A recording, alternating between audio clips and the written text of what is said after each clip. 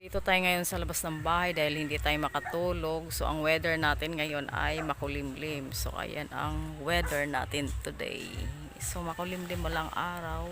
So, oras ko ngayon ng tulog, di ako makakatulog. So, ang puntahan natin ngayon ang jeep na nahulog doon sa may sapa. Hindi naman totaling nahulog sa may sapa. Yung gulong ba nakalawit lang doon sa may sapa, so ganun yon. So ipakita ko sa inyo, tara, let's go.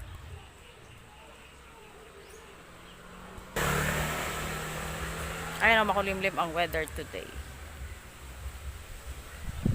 madilim.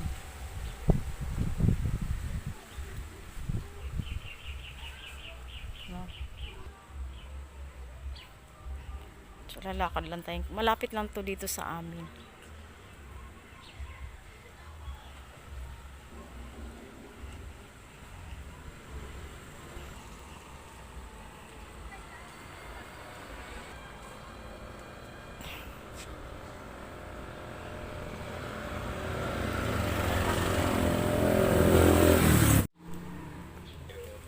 So ayan, kita nyo.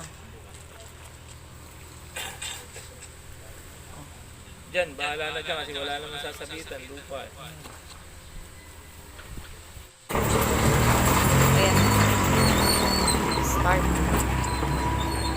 Nag-start na iaangat ng bako ng power. Kahapon ng umaga ng nangyari. Doon lang nakababa ng mga pasahero sa jeep. So, nasobrahan sa atras. Lumusot na yung preno.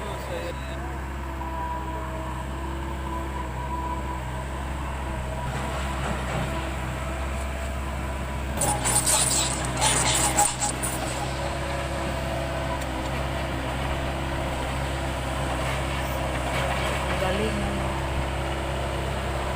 Tawagan ng tawagan.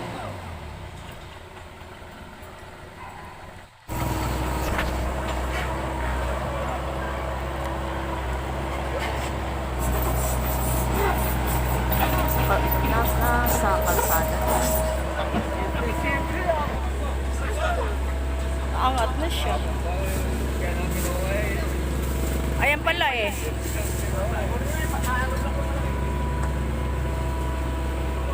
Ang tali, tapos lipat sa unahan.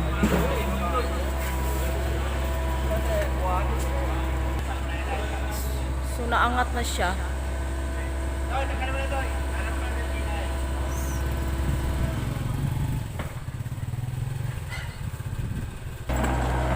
Kasama po ang mga barangay official.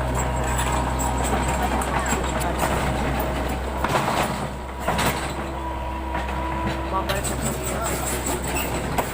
Pinanggalingan. Ayan po ay nakakain.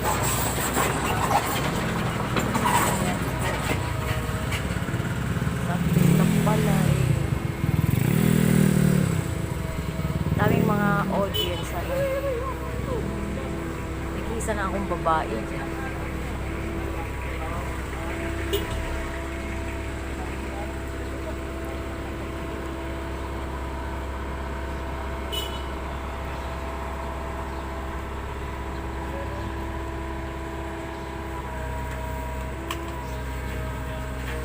Hindi mo na, Bella.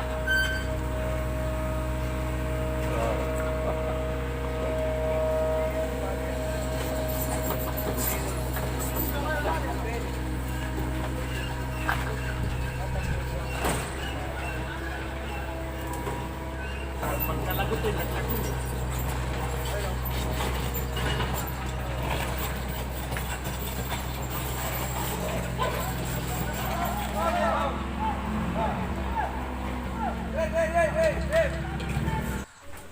So ayan po, dito Ayan, natapos ang naahon ating ah. video.